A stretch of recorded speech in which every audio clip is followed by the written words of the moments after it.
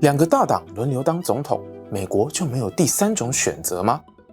老布希与克林顿，川普与贺锦丽。每到了美国大选的时候，我们都是听到两组候选人的对决，不是民主党就是共和党。但作为民主世界的领头羊，美国为什么没有出现第三势力？这种现象的背后，竟然跟举世无双的选举人团制度有关。这复杂难懂的政治议题背后，竟然是对民主制度的不信任吗？国际为什么？我们为你解惑一个难解的国际现象究竟从何而来。今天想跟你聊聊美国大选，带你回到200年前美国宪法制定的那一天。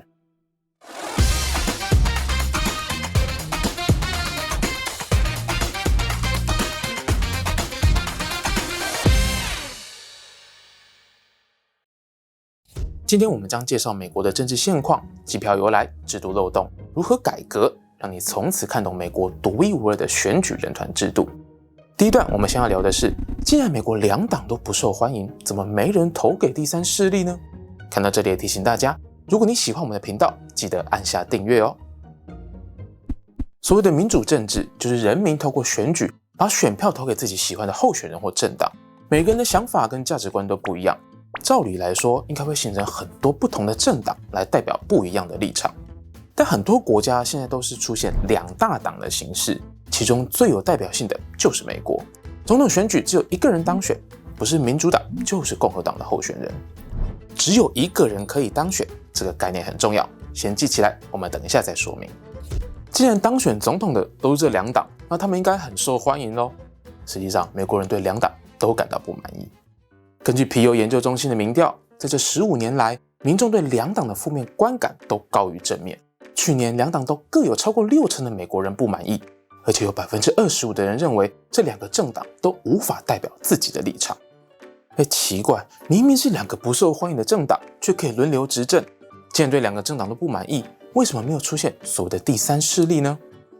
说到这里，就跟前面提到只有一个人可以当选的概念结合起来了。我们要借着政治学的杜瓦杰法则来进一步说明。杜瓦杰法则是法国政治学家杜瓦杰的理论，他提出，如果在只有一个人可以当选的情况下，好比说总统大选，其他当选几率渺茫的候选人支持者，为了避免选票被浪费，就会更倾向从当选几率高的人之中选一个立场跟自己接近的候选人，也就是台湾比较熟悉的弃保效应，对大党比较有利。相反的，像是台湾的县市议员，因为一个选区当选的人很多，不用拿到最高票就能当选，选民就比较愿意按照自己的心愿投给喜欢的对象，小党或是无党的候选人当选的几率就会提高。但是美国从地方到中央，所有的选举都只有最高票的那一个人才可以当选，所以这种模式就会加剧杜瓦杰法则的出现，导致选民不管愿不愿意，都只能在两党中间做选择。一方面是怕选票浪费，一方面是怕自己讨厌的候选人当选，就只好把票投给比较没那么讨厌的候选人。例如皮尤研究中心曾经在2020年做过一份很有趣的民调，当年总统选举投给拜登的选民有多达1半以上是因为不希望川普当选，并不是真的喜欢拜登。但其实这种2选1的两党政治一开始并不存在美国建国先贤的构想里。例如美国第一任财政部长汉密尔顿就曾说，政党是政府最致命的疾病。国父华盛顿也说过，政党政治会变成可怕的专制主义。从这些言论就可以发现，建国先贤很担心出现政党，原因是如果出现了把政党利益放在国家利益之上的人，就会造成美国的危机和分裂。但这样的想法从我们现代的角度来看，可能会觉得疑惑，有政党竞争不就是民主的象征吗？为什么美国建国先贤会把政党当成毒蛇猛兽，出现不要有党派这种过度理想化甚至是不信任人性的想法呢？在这里我们要先来谈谈选举人团制度，这个选举制度背后就藏着美国无法发展出第三势力这个问题的答案。有这么多选举制度，为什么非得要采用选举人团呢？这一段我们要跟你聊聊，举世无双的选举人团制度竟然是来自于对人民的不信任吗？全世界独一无二的选举制度，也就是美国总统选举人团。而这里的选举人指的不是一般选民，是美国宪法所定义真正有投票权选出总统的一群人，而这群人的人数很少，目前只有538人。是的，拥有 3.3 亿人口的民主美国，只需要用538张选票就可以选出总统。选举人团有2大特点，分别是代理人投票跟赢者全拿。这个概念很复杂，而且台湾也没有类似的制度可以比较。为了让大家明白到底差在哪里，我们就先来跟台湾选总统的方式做对照。台湾选总统就是选民1人1票到投票所投给喜欢的候选人，开票后最高票的人当选，也就是所谓的直选制度。美国选民走进投票所，我们把这个过程称为普选。选民在普选中名义上是把票投给总统候选人，但实际上是选出代表某一位总统候选人的选举人，而这些选举人会再依照普选的投票结果代替选民选出总统，也就是一种代理人投票。目前美国选举人团总共有538人，这个数字是依照国会议员的总数来决定的。这边我们直接举实际案例来方便大家理解。例如以人口最多的加州来说，有52位众议员，2位参议员，所以加州的选举人名额就有54人。在选前，2党就会在各州提出人数刚刚好的选举人团名单，这些选举人都各自代表不同的政党，哪个党的总统候选人最高票，就会有那个党的选举人团名单当选为该州的选举人。我们以加州为例，假设民主党的贺锦丽在加州的选民普选拿到最高票，那加州的54位选举人就会是民主党的名单来担任。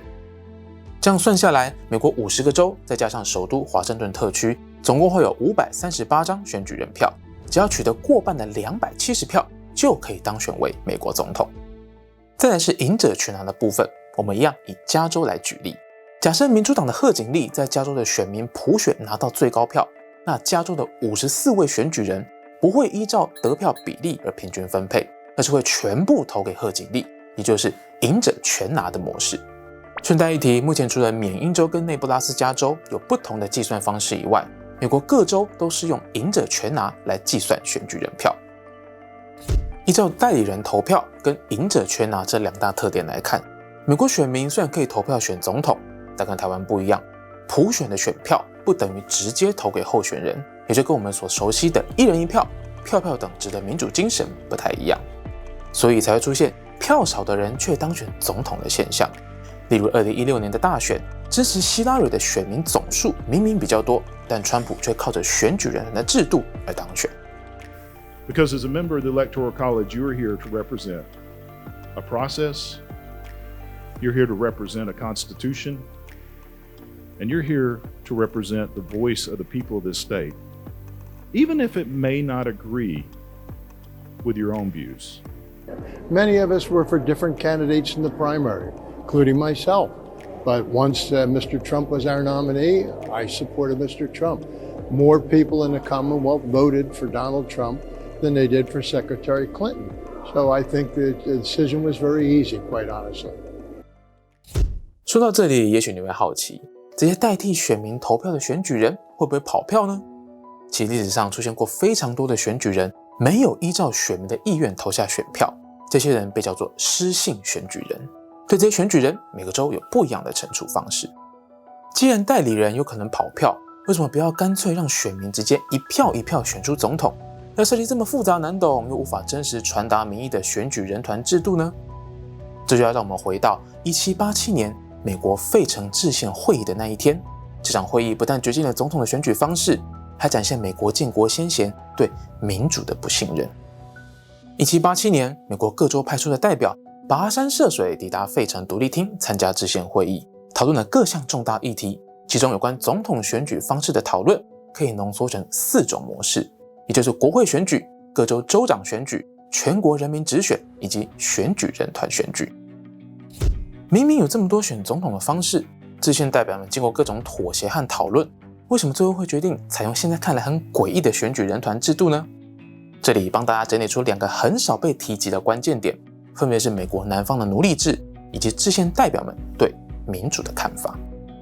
首先从民主角度来看，代表宾州出席的莫里斯就曾经说过，许多人对人民做出的选择感到忧虑，这些制宪代表并不相信人民会做出适当的选择，因为美国当时地广人稀，资讯不流通，很难充分理解所有候选人的人格特质或政治主张，容易被流言或利益集团操控。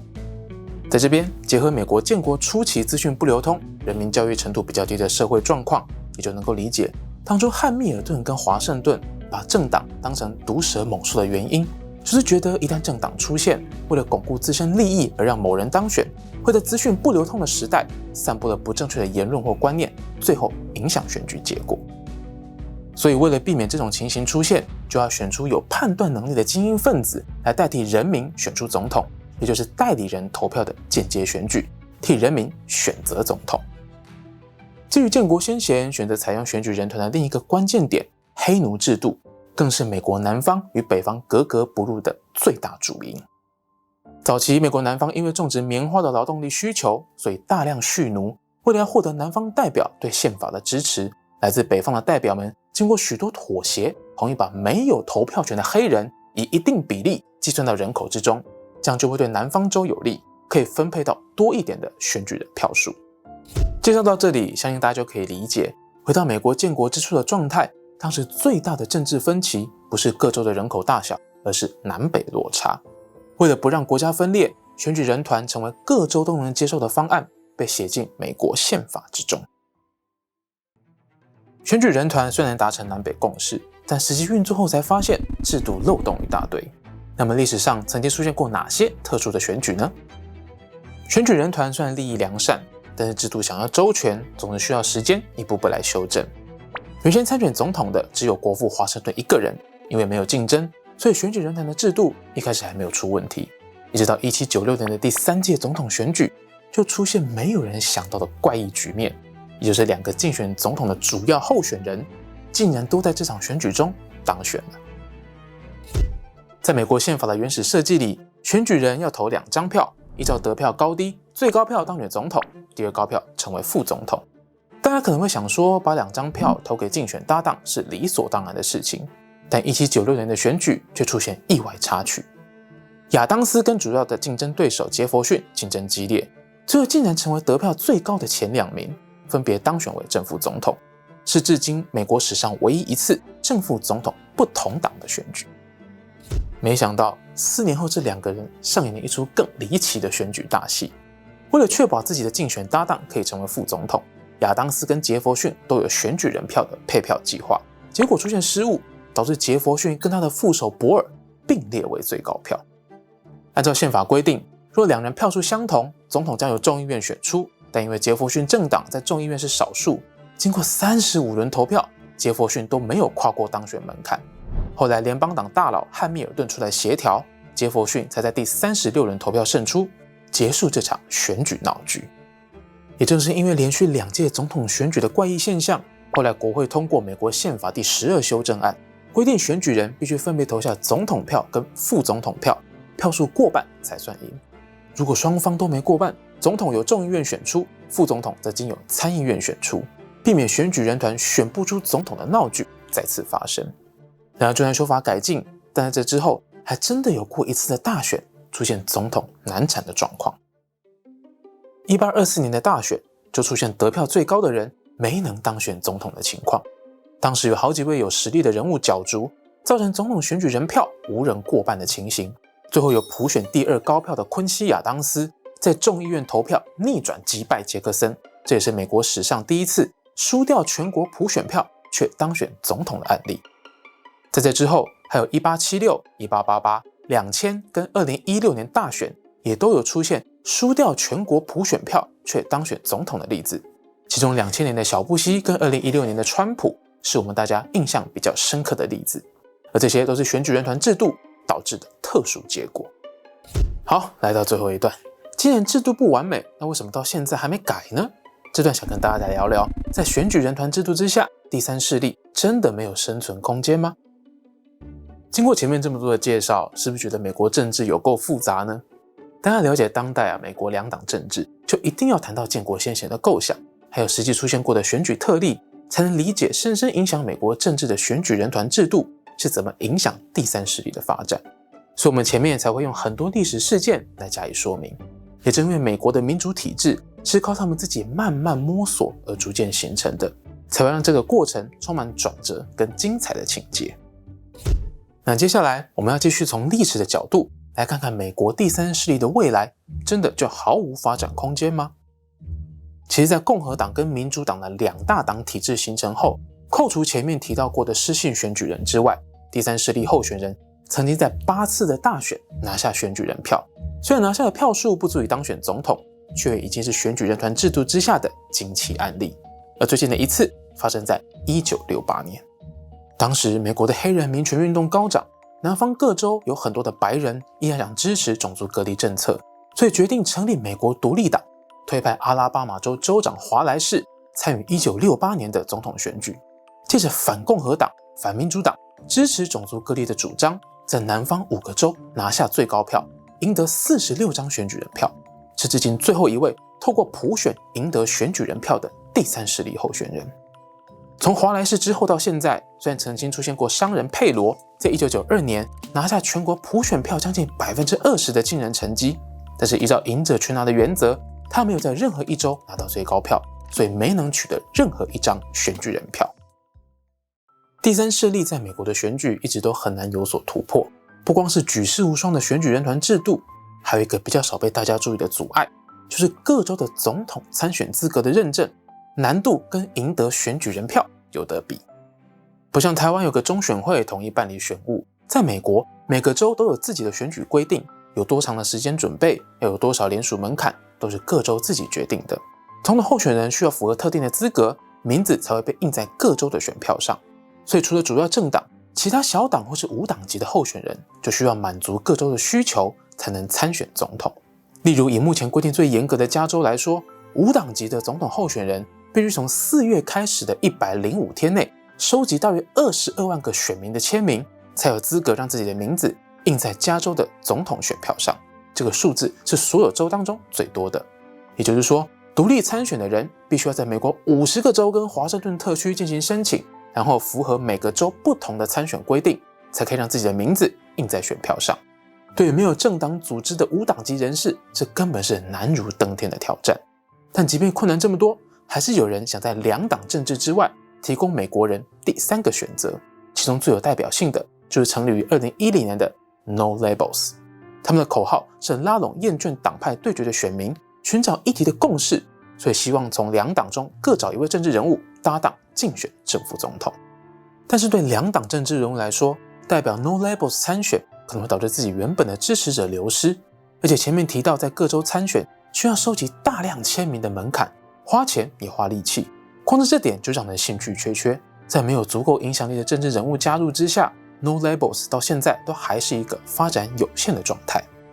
前面提到，为了符合美国开国时期的历史背景，建国先贤们找到最大公约数选举人团，达成南北州的共识，来间接选出总统。但经过上百年的社会演变，如今选举人团却成为美国第三势力发展的阻碍，所以从政党竞争的角度来看，这套制度一定有调整的空间。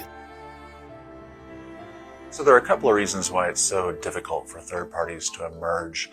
and succeed in an election cycle. And the biggest part of that really has to do with our electoral system. They have gotten into this habit of just demonizing the emergence of any third-party option. They just say it's a spoiler, you're going to ruin the election, you're going to pull votes disproportionately from one candidate or the other. At no point do they ever seem to look in the mirror and ask themselves, why is there such an appetite for these alternative options in the first place? 根据皮尤研究中心在2023年的调查，有 65% 的美国选民支持改革选举人团制度，让全国普选票多数的候选人当总统。既然民意支持这么高，为什么改革困难重重呢？原因出在难如登天的修宪门槛。因为选举人团制度被写进美国宪法，如果要废除或改革，就必须修宪。但是美国修宪难度很高，光是提案就需要国会参众两院2/3多数通过，或是有2/3的州议会共同提案，成案后还要经过全美3/4的州议会批准才算通过。看到这里，是不是觉得美国选举人团的改革真的遥遥无期呢？数百年来，关于选举人团的改革意见不断，目前有一个比较受瞩目的方案。2006年，美国数十个州参与了一项叫做全国普选票州际协定的讨论，主要内容是参与这个协定的州要把自己的选举人票不是投给州内得票数最高的总统候选人，而是投给全国普选票最高票的总统候选人。也就是说，这个提案的目的就是要确保普选最高票的候选人一定可以赢得选举人团过半，避免票少的候选人当选。这边我们一样举一个简单的例子，假设今年选举贺锦丽赢得加州的多数选票，可是在全国普选的总票数落后给川普，那加州的54张选举人票都会改投川普，而不是贺锦丽。但如果这项协定要生效的话，这些参加的州所拥有的选举人票就要跨过总统选举门槛的270票才可以，而且是今年4月为止已经累积209张选举人票。不过法界对于这个协定有没有违宪依然有很多的讨论，就算跨越门槛的270票也不见得一定可以落实，一旦有人提起诉讼就有漫长的法律战要走。所以总体来说，美国之所以无法出现第三势力，真正关键的原因是选举制度对2大党有利，其他小党或独立候选人很难在选举人团的制度里杀出重围。最后，我们借用美国科盖德大学的政治学教授罗森菲尔德的话来替大家做个总结，那就是如果美国人对现有的2党政治感到不满意，想要提供更多元的政党选择，那就必须从改变美国宪法开始，也包括选举人团的制度。而这一切不是找到一个有魅力的第三势力候选人就可以解决的问题。在听完这些故事之后，对这次2024年的美国总统大选，你有什么不一样的想法吗？国际为什么？我们下次见。上一集非常感谢大家热烈的留言，我身边有不少去过欧洲的朋友，跟许多观众一样，听完我们介绍右翼民粹崛起的现象之后呢，觉得超级有感，也比较可以理解为什么欧洲人会有这种想法。而我们在影片里面提到的右翼民粹，这些其实是政治学当中很常用到的中性名词，本身并没有任何褒贬的意思，也不是我们故意忽略左翼民粹，而是右翼的现象是近几年很明显的浪潮，才会想利用这集的机会好好介绍给大家。欢迎大家继续用 hashtag 琪琪跟你说来留言分享你的看法与想看的主题，喜欢的话别忘了按下你的赞与订阅。最后要大大感谢每位付费支持我们的频道会员，特别是每一位干爹干妈等级的会员，有你们的支持可以让我们走得更远。